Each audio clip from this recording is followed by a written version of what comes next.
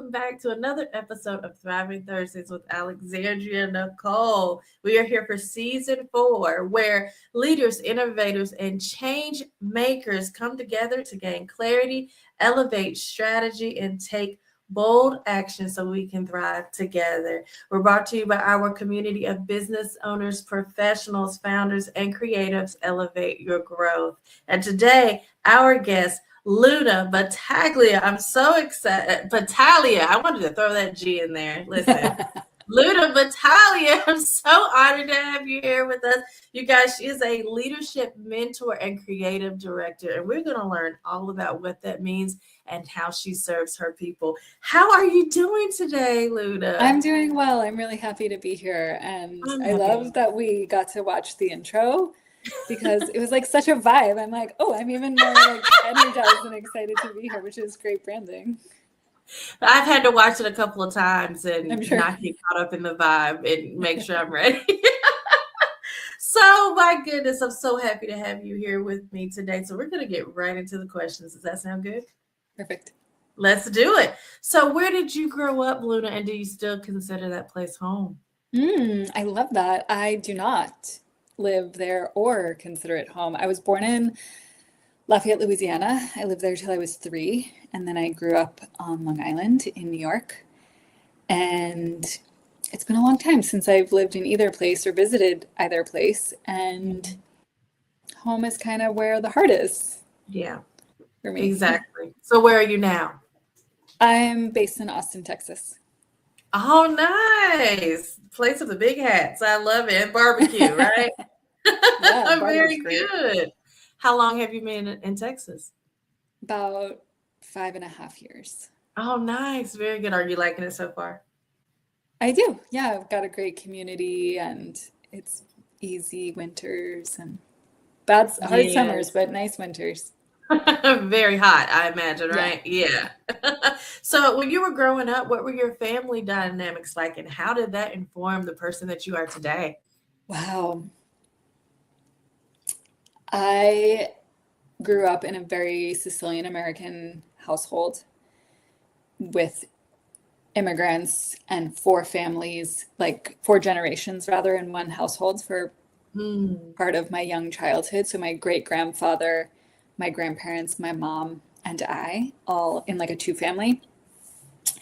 And I feel so grateful to have had those really rich experiences. And my mom was a single mom in the most traditional sense of like, not like, oh, on the weekend, on every other week, and just full time providing and worked. And I got to go home and hang out with my grandparents, who were both my grandma and my mom were 25 when they had my mom and me. And so my grandma was still like young and active when I was a kid. And there was just so much, my grandparents are very, learn new things and be creative and paint and take a dance class and go to the museum. And so I got to be in all of that and felt very nourished. We're very like loud, talking hands, lots of in your face love. Very animated.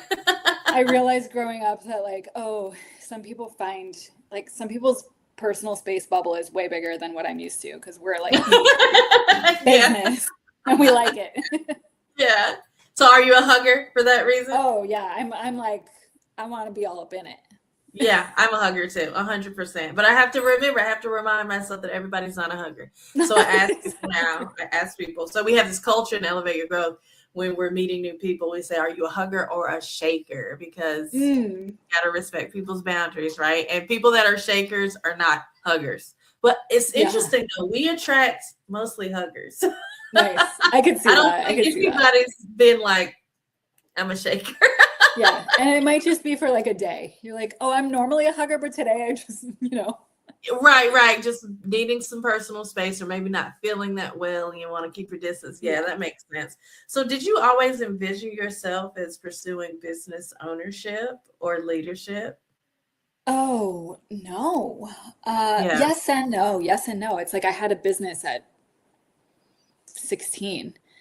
I made clothes on my mom's sewing machine that she got when she got Oh, married wow. from like the Nice. 80s. And I'd be in my room sewing clothes and then bringing them to boutiques all over and like selling them wholesale. And Wow. I was very entrepreneurial from a young age, but I never really thought about it as an actual future career. It's like you go to school, you Right. get a job, was really the mentality that I grew up in. So I had all these side hustles as a kid. I remember making grilled cheeses and going to my neighbor, making the front porch into a restaurant and going to my neighbors and putting a menu and like inviting them over to pay me to make to like a grilled cheese and like sit to have an experience like at my house as a really young kid, and like I love friendship it. bracelets we'd make and I'd sell them. So I always had the entrepreneurial spirit. I was always very creative, and I definitely originally pursued a path that was more of employment as a fashion designer originally.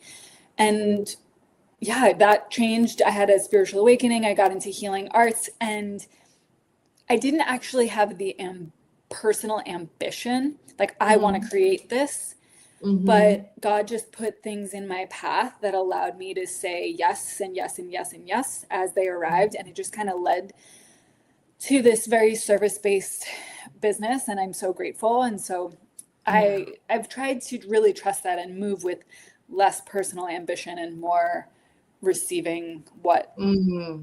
the current is, and just Oh, let it take. Luna, I love that so much. I actually have my purpose that I read on my wall every day.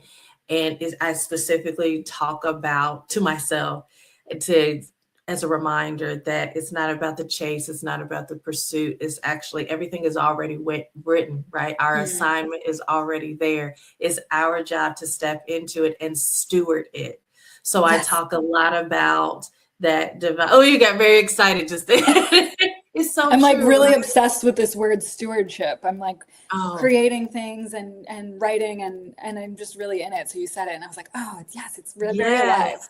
And governing our life with intentionality and making sure that we're not marching to the beat of someone else's projections Mm, or mm. their ideals of how they define success, and making sure that we're carving our own path and the downloads and the things that we receive, making sure that we're doing that with humility and clarity. It takes a lot to be bold enough to carve out your own path and kind of pivot away from public opinion or what other people feel like is best for our lives. It Yeah, is. And it's like the most worthwhile thing we could do. it absolutely is. Oh my goodness. So you always had this entrepreneurial spirit, and you were always a creative because you were sewing and you were making grilled cheeses and you wanted to have an experience. And isn't it funny how we lean into these aspects of ourselves before we really even have the Hmm. language? You were intentional about creating experiences and making sure your customers felt a certain way coming over to your house, and you are handcrafting pieces. That is exceptional. I love that, Luna. That's so good. Do you still sew? Occasionally for the right purpose or reason, but I like fiber arts. So whether it's Oh, knitting or weaving or dyeing something with plants, and every once in a while it comes back. oh, my daughter's a big crocheter. And Oh, it's so funny because just one day she was like, I want some needles and I want some yarn. And then she comes in the next day and she's like, look at this hat. And I'm just like, what are we doing here? Like, how did you go from I love that. no idea what this is to purchasing you the materials and having a piece? I'm really exploring less with myself because it's how I live my life, but kind of witnessing clients and other people in my world, how being in tune to our own desire creates the path. Oh, yes, And yes, not yes. like wants, not like, oh, I want Mhm, this, but this like mhm, inner, like she was just like, oh, I want to create something with, there's this mhm. desire, and it just creates the path, kind of reveals itself, Yeah. and how much personal attunement is required to actually do that well. Ooh, Luna, that's a mic drop moment. That's so good. How much personal attunement. That's so good. I'm going to use that and I'm going to credit you because there is a certain level of personal attunement even for excellence, right? To be able, you have to know what it is that you want, and you have the ability to cultivate and create. And of course, YouTube University helps. She probably, I'm sure, Mhm. watched a few things and was empowered, as opposed to when we were growing up, we kind of had to figure things out. Or if we knew, we had to do kind of a mentor situation. If we knew someone else that knew how to do, we had to go and learn from them.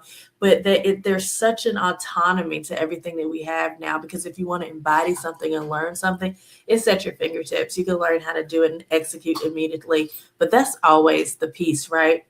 The execution piece. That's so Mhm. important. So, how, when you're helping people show up as their greatest self and you're helping them with their leadership and leading their brand and their strategy, what is something that you speak into them to help them execute and get clear on what it is that they want?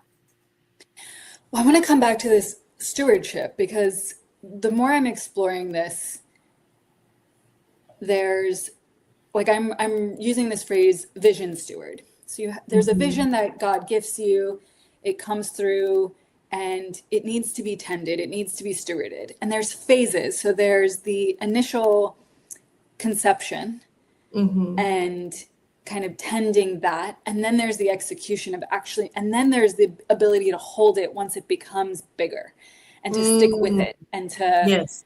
kind of, it's, there are phases of stewardship that have different flavors and really Mhm. require a level of maturity throughout each phase. And Mhm. so when these big vision comes, I think they're really these maturation initiations that are being asked of us. And it's a way that the vision or the project or the creation serves us, and it's a way that we serve it. And so it's this beautiful Mm. reciprocity. And so, in Mm. relationship to the execution part, I think that's the phase of the leadership maturity that really asks us to get out of our own way and really focus Mhm. on efficiency. So, that's a Mm. huge part of my strategic approach is I have tons of strategies. I could sit on a plane next to someone and hear an idea and be like, "Oh, have you thought about doing this? Have you thought about doing this? Have you thought," to help Yeah. them Yeah. execute it. But Mhm. there's the right strategy for the right person, for the right nervous system, for the right family. You have things that are beyond a business, family dynamics and time and space and resources. And so I'm really much more of a, yes, I can provide a strategy. My brain just works like that. It's very good at that. And Mhm. I really want to train people to attune, similar to like tuning into your own personal needs and awareness, is like, just because something worked for this person doesn't mean it's going to work for Mhm. you. That Ugh. person literally knows nothing about your business. They're just on Instagram talking about blah blah blah. That worked for Mm. them, which is great. And I think that we can kind of get caught up in strategy and execution by trying Mhm. to follow models that we think have worked. Mm. Mhm. And and my whole approach is really like the relationship that you have with the vision Mhm. itself as its own being, something that you created, just like a child. You're going to get more understanding around the strategy that it needs by being in Mhm. relationship with it directly and not necessarily a lot of other external voices. Mm. Not that Mhm. like hire the mentors, hire the people, hire help, but make sure it's someone who's not just like, this is the strategy that I use and I'm going to help you copy it, but really crafting it personally for their needs, their nervous system, their time, all the resources, time, energy, finances, etc. Like for you, it's like the community aspects. Like that's such a resource that your people have that not everybody has. And so it gives them this advantage, just like other resources.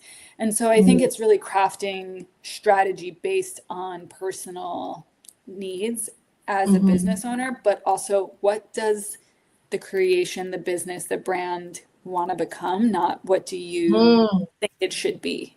Ooh, Luna. Oh, that's so good. That's so good.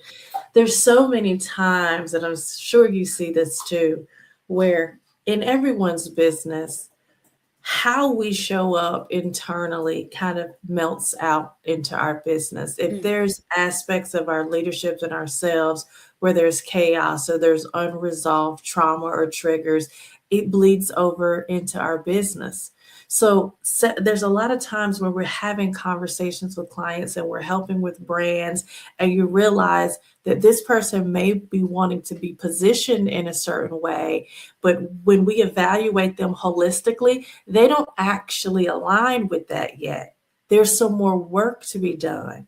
There's some more things they have to unlearn, or there's another level of confidence that they have to fully step into before they can project what it is that they want to without feeling like a hypocrite, without becoming too overly immersed in the limiting belief in these internal voices that we have.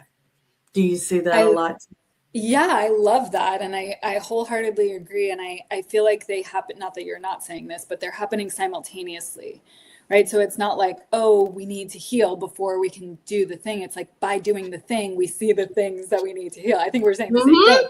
Yes, And yes, that's the business serving us in the same, not the same way, but the way that it serves us. And we serve it in a different way. And yes, we're in this like really beautiful reciprocal relationship with our creations, and that yes, quality of intimacy of like really being in a relationship that has presence and curiosity, all these things that we want from the people in our yes, lives, that are yes. we giving that same thing that we know feels good and works, are we Mhm. giving that to the creations that we have, the relationships that we have, the business that we have? Are we in relationship with our business? Mm.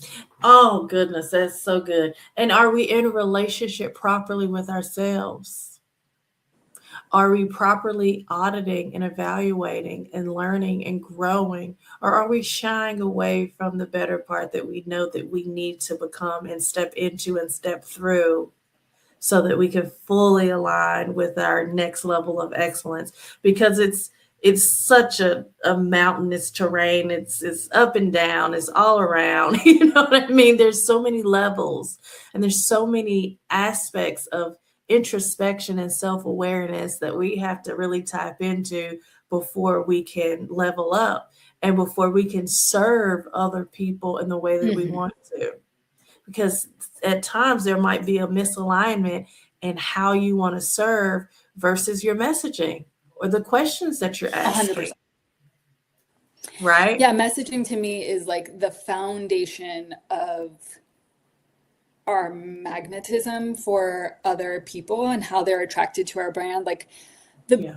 your brand is so beautiful and has so much it's the visuals communicate the message, which Hmm. is community, support, togetherness, like we lift each other up. There's so many things that a different brand with the same name, Elevate Your Growth, could have a totally different visual. Like the Right. visuals, the message has to come first because the visuals need to support the message, need to um, reinforce the message. And so for me, the message is always where I start with Mm. clients, both as leadership mentees and in my branding work with Karu, like both places, we always start with the message, because the message, the foundation of the message is your motivation, is your why, is your showing up, is the values. Those things are a huge part of the messaging. And then, yes, audience, personality, the way that the tone of voice and the ways that you express. But it's like the heart of the message is if someone could relate with my brand and take away one thing, what is that one thing that I want them to walk away with? Or what is the one perspective that I want to shift for people and have them Mm. go from thinking like this to thinking like this? And if you can answer that question, then your message, instead of being 20 different ideas that are all great, it's like, how can you reiterate that one thing in different words, different ways, different visuals, but it's reinforcing again and again and again. And that Yeah. consistency is really what makes people feel like settled and safe, because they're like, oh, I know what I'm going Grounded. to find here. It's not different Yes. every day. Yes. So how did you answer that question for your brand? What do you want people to Oh, that's a feel their great takeaway to identify with you? that's a great question. My brand has evolved in a lot of different ways over time, as I know yours has recently as well. And for me, the heart of it is like I'm very clear on my audience and their deeper, no matter the age stage or different demographic the main thread of the psychographic that ties them all together is they're called to make a contribution, like a big contribution with their life. They're called to use their life to make the world a better place in some way that is unique to them. And so for me, my message is really honoring that call and uplifting that call and seeing them as prepared for that calling and really reinforcing their already existing knowing that allowed them to show up in the first place, which is, this is your legacy. Like, it deserves to be honored. And they know that. They're trying, they're giving it. And so my work is, whether it's like the strategy, tactical, visual branding aspect with the studio or personal with leadership, it's the same thing as like, let's honor the call. The call came to you for a reason. You were chosen to receive this vision for a reason and bring it to life in only the way you can. And I find that if we don't honor those visions, they really tug at us internally to get our attention.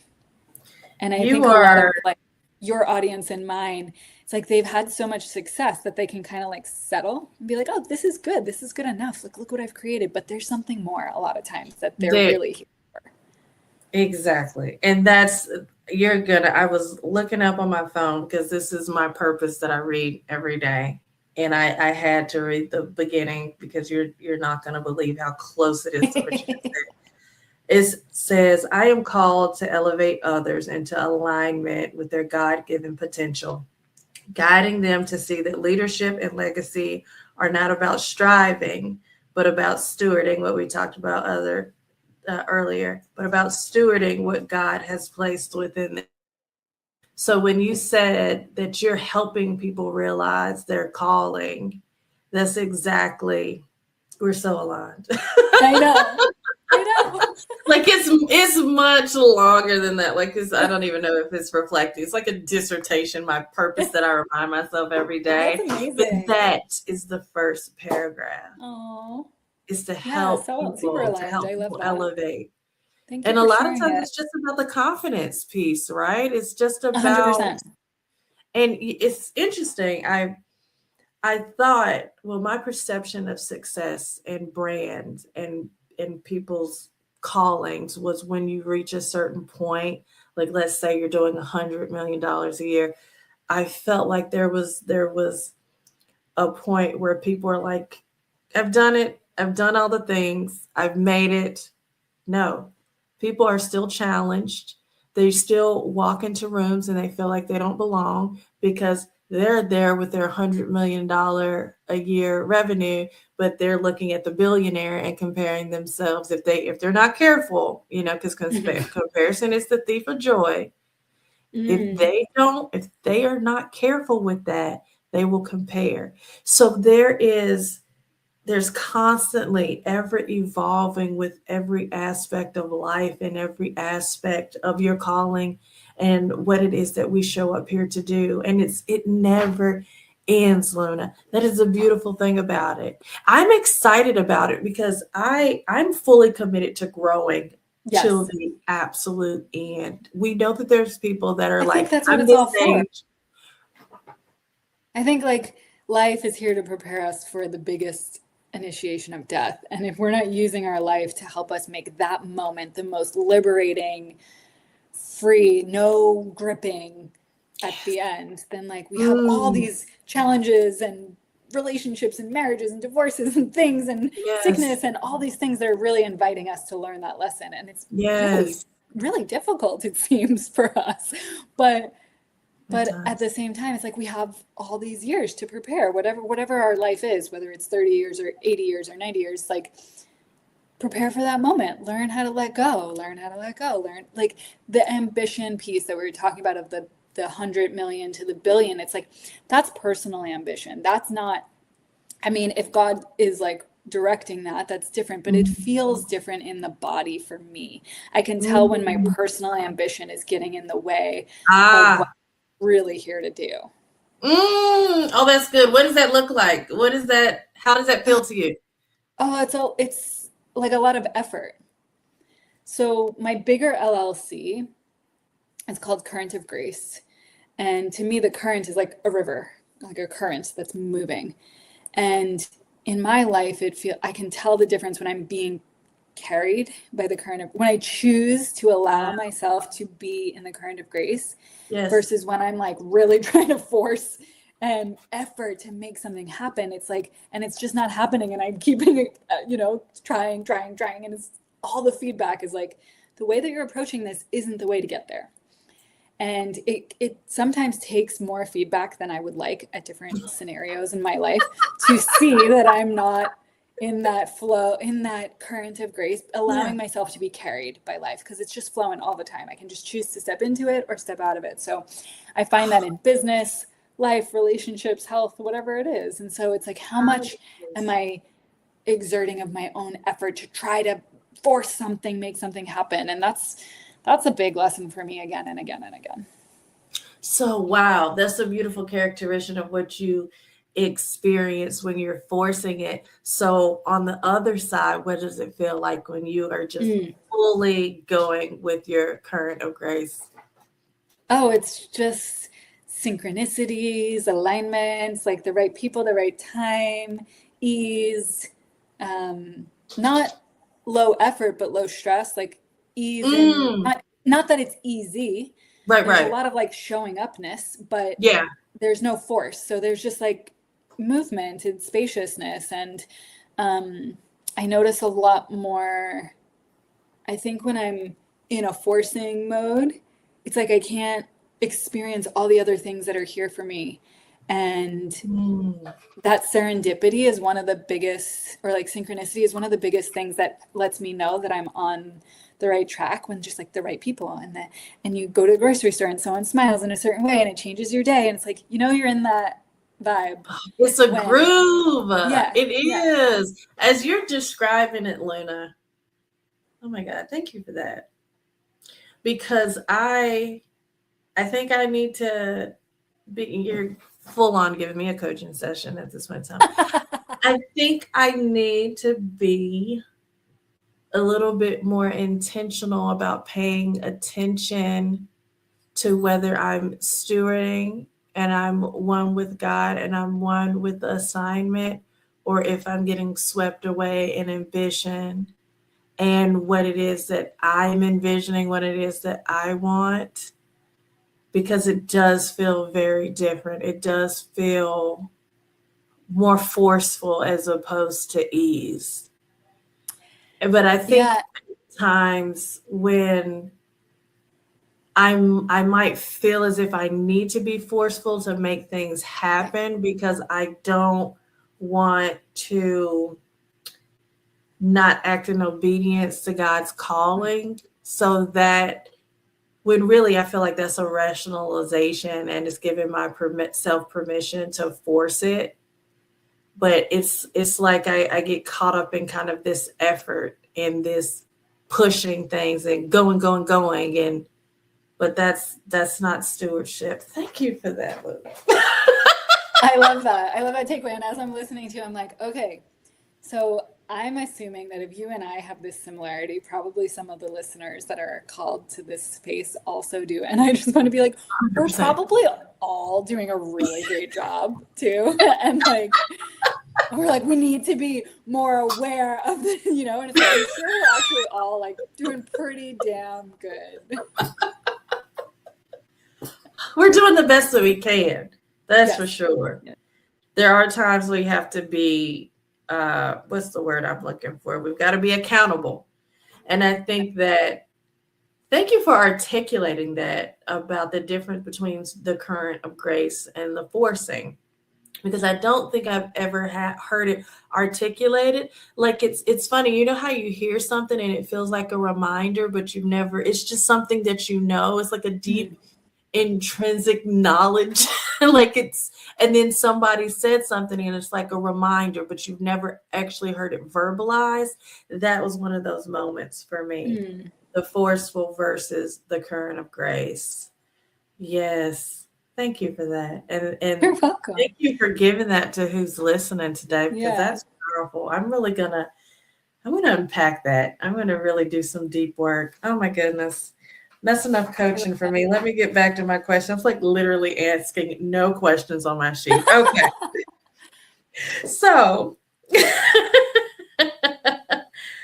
so who in your network consistently challenges you to grow? And how do you intentionally nurture those relationships with those people that are helping you become a better version of yourself? Wow.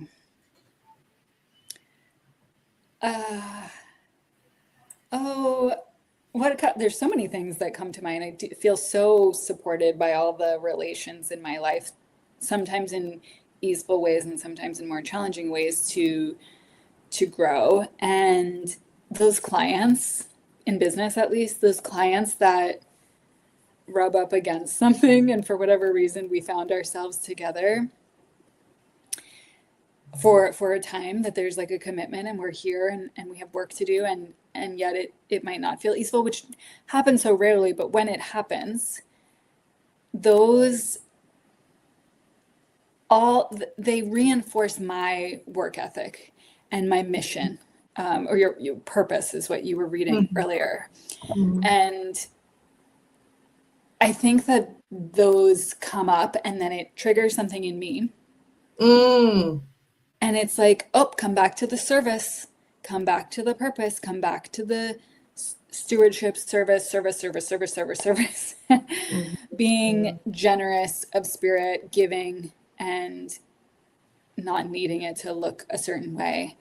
And yeah, there's, people in my personal life or clients that can bring that up, and I have ideal scenes in my head, and sometimes that's not how life unfolds. And so really that helps me like deepen in the trust that this person or this thing is here for a reason, and we got to just trust that God put this in our path for a reason, and actually learn the lesson. Yeah, either it's a blessing or a lesson. Yeah, what was it? I said it's either a blessing or a lesson. A blessing or a lesson. I love that. Oh, sometimes it's both. Oh, you were just blowing my mind today. I gotta like listen to a bunch more episodes and be like, is she like this with everyone? Is she just or am I special? Because I feel I literally have the most sensational guests. I'm sure. Like it's incredible the things. Well, you have a gift with making people feel special. Oh my God. I feel special because I'm learning, and we get to share these conversations, and it's important to even this conversation is even servitude, right? Because we are unlocking a new level of awareness is happening for me and planting seeds in you and happening in real time for the person that's listening. So these conversations, they have to happen. And I'm so honored to have them with you. My goodness. Thank you. Same. Okay. Beautiful. So let me see. Okay. Let me stay on track here. Okay, this is a good one. And then this is the last one. And then we're going to do one more question. So how do you stay disciplined while navigating uncertainty or periods of rapid change? Oh, I don't like rapid change. Neither do I. Neither do I think that there's discipleship, being a disciple, and there's being a devotee. And they have different energies, like discipline and devotion. And so I like this question because I happen to be very devotional, and that moves a lot of how I show up. And discipline, other people who know me wouldn't say that they think this is true, but I feel like it's difficult for me. It's like doing a 40-day consistent everyday thing. I'm like the worst at those kinds of things.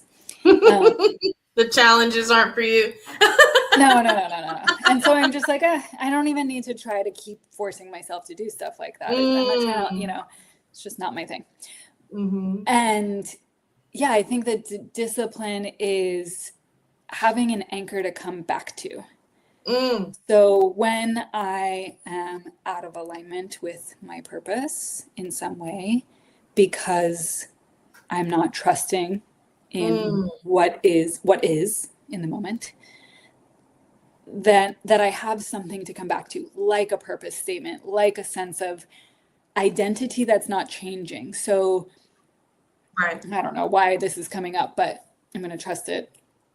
You mentioned rapid change and just change in general for me. And when we identify as this business owner or this person's mother or wife or owner of this house, all those things can be taken away from us. Mm-hmm. Mm-hmm. And so we identify there at part aspect, there are like things that we have identified as like, and then when they get taken away, it's like, well, then who am I without that thing? Right. And I think that when you have an anchor that's unchanging, like child of God, it's like Mm-hmm. there's nothing that can, innocent child of God, there's nothing that can happen nothing can be taken away from me. My house could burn down, cancel clear, like anything could happen, and that's not going to change that identity. And so that's like an anchor for me to come back to, like your purpose statement. It's just this anchor. And I think a lot of times if we're not in a space where we have the community, the resourcing, the person, the co-regulation, and we're just in a moment on our own and we need something, we have to have those anchors, whether it's your relationship with God, relationship with purpose, relationship with self. And so I find that for me, it's just knowing that those anchors are there and coming back to them as much as I need to until it feels like I can be with what is. Because everything that's unpleasant in life is just a resistance from being with what is. So if I'm Mm-hmm. resisting, it's like, okay, come back to the place where resistance doesn't exist, where I'm just a child of God, where like I know my purpose, there's no doubt in it, these Mm. things that are unchanging.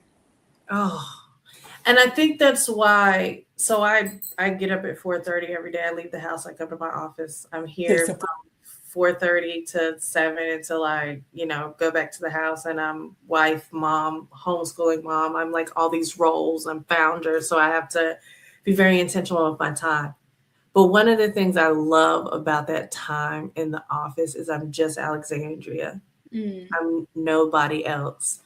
And I've come to realize that that time for just myself, I am able to be the best version of myself by caring and loving and pouring into my own cup. Somebody said years ago to me that as women, we misunderstand the version of ourselves with the cup. We're actually not supposed to give our last drop. We're supposed to give the overflow. Mm-hmm. And a lot of us, we're giving and giving and giving, and then we become the worst version of ourselves because now we've got resentment. We don't have much bandwidth. We're holding on to all of these aspects of giving, giving, giving without pouring in ourselves. So I love that piece about the tethered identity because I believe that's what I give myself the gift of every day, of remaining tethered to the core and my North Star and having my time with God as just Alexandria before serving everyone else. You look Mm. like you want to cry. I love that. I'm just like, I love this so much. Yeah, It's so good. it's My precious. God, thank you. Thank you, Luna. And the last question, probably the most important question of them all. What's your favorite snack? Ooh, cheese. Yes. Like Do you like good cheese and cheese. crackers or just I a don't need the wonderful cracker. cheese? You don't need the cracker? I'll take a cracker, but like I don't need a cracker. I'm like cheese is fine just by itself. What kind of cheese do you like? What's your favorite I go-to like them cheese? all. I like them all. I like a goat cheese. I like a manchego. I like a raw cheddar. I like a mozzarella. Ooh, Give me a cheese, I'll eat I it. was addicted to goat cheese when I was pregnant with my first daughter. It was like goat. I'm not a huge goat cheese fan like any other time, but I could not get enough goat cheese when I was pregnant with my first girl. Yeah, it's crazy. My ex-husband was dairy intolerant, and we were together for so long. And when we got divorced, I was like, "Wow, I forgot how much I love cheese."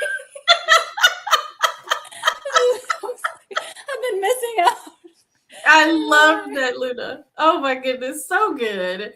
So you guys, make sure you check out Luna, visit her website, go to lunaloveleadership.com, you guys. And Luna, how do you help people with their brands?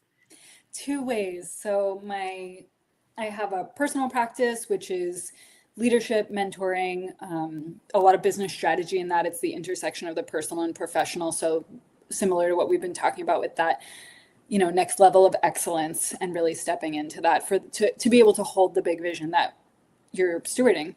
And then the second way is that I founded a brand studio, and we are full service. So we offer services both all together and a la carte for messaging, visual identity, branding, business and brand strategy, and then website development. So a lot of people kind of do all of those things or a few of those things with us and have a beautiful team that supports that. And so those are the two ways, and it's the same audience. So these like beautiful, deep personal founders, personal brands. And it's such a blessing. I feel so grateful to be able to do what I do.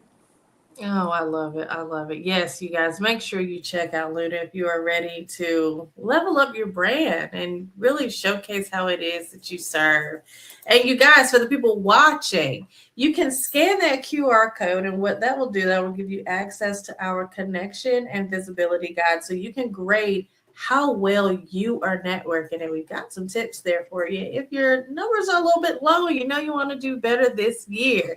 And for the people listening on Spotify, you can't see the QR code, but what you can do is text EYG to 843-648-3875, and you will be sent that information directly to your phone. So this is our part of the podcast where we pray. So Luna, would you like to pray? Yes, of course. Yay. All right, perfect. You want me to lead it? Okay, that's what we're asking. Yeah. Yeah, just arriving in this moment, right here, right now. Mother, Father, God, sweet spirit of all life, we humbly come to you with so much gratitude for this beautiful opportunity to connect, to uphold your purpose that you have granted both of us here today, and to allow us to find each other and come together to amplify the blessings that we both receive and share with the world. And thank you so much for all the people who have arrived and been called to this space for whatever reason. We deeply trust that reason for each person and ask that they be blessed, that their purpose be uplifted, that they're knowing that they are chosen to bring their missions to life just simply by having the inspiration that reminds them that they are chosen to bring their purpose and their legacy fully to life, that be amplified today through our work here today and through serving you. And we're just humbled by the opportunities and so grateful that they continue to come. And just so much gratitude. And thank you to Alexandria for honoring her call and creating this space and opportunity. May she be blessed. May her home and heart and family and everything that she touches be blessed and amplified with your love. Thank you so much. Amen. Amen. Oh, Luna, thank you. Thank you for that beautiful prayer. Thank you for spending time with us today. It was so fun. Thank you so much. It was so good. I learned so much. And we've got to do something together. I look forward to it. Yeah. I'm always like seeing your stuff and being like, I wish I was in the same city because it's such a vibe. Listen, do you want to lead something in Texas? I've got all your SOPs. Take out all the guesswork. Let me know if you're down and we'll do it. Perfect. In this moment, I'm like, no, not at all. I'm like, I work one-on-one for a reason and I like it. I've done the big events before, and my system was like not was fried. And I was like, wow, I could do this, but I don't really think it's my calling. Gotcha. Yeah, I will honor that. But I'm the guest speaker who arrives for the day. By the way, we only do it about 12 to 15 people for our monthly, so it's not nice. too crazy. Yeah, but, that's great. Whatever you want to do. Thank you, Lynn. It works in mysterious ways. If it's meant to be, it will be. But I would love to. I will definitely host something in Texas. I'd love to get you in the room then if you feel more comfortable being there. That would be lovely. Yeah, anytime. Same. I'm sure since we've talked a while ago, the spirit of connection and collaboration has been very rich. So I am trusting that will continue to unfold for us. Oh, well, I love you. And let's stay in contact, Luna. We've got each other's personal numbers. Yeah. I'm very aligned with you, and I love everything you stand for. You are honestly the type of woman that I prayed for 5 years ago. So I'm glad that our paths crossed. Thank you. Yeah, same. Yeah. I feel mutually. I love you. Well, have a blessed rest of your day. Thank you. I will talk to you later. Bye, darling. Ciao.